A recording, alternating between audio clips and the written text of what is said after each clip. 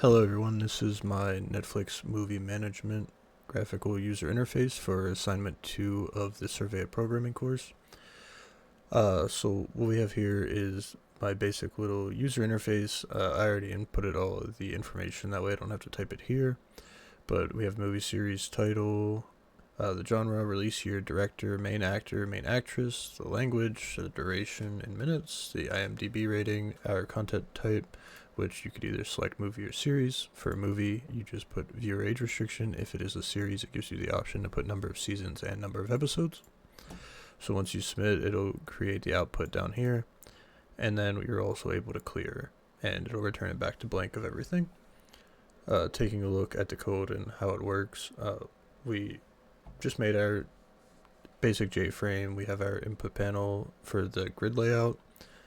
We have our title field. I went through and was messing around because I was having issues with the sizing of the input fields were massive and wasn't fitting into my frame very well, so I was messing around with trying to set preferred sizes and font sizes to try and make them smaller, but eventually I was able to just get it to work, so not exactly sure which part of that was the fix, but something fixed it.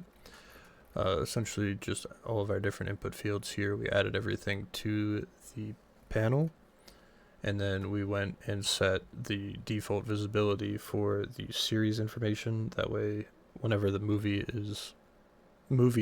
section is pre-selected until you switch it, that they all show as false, and then whenever you were to change it to series, it would show all of those options.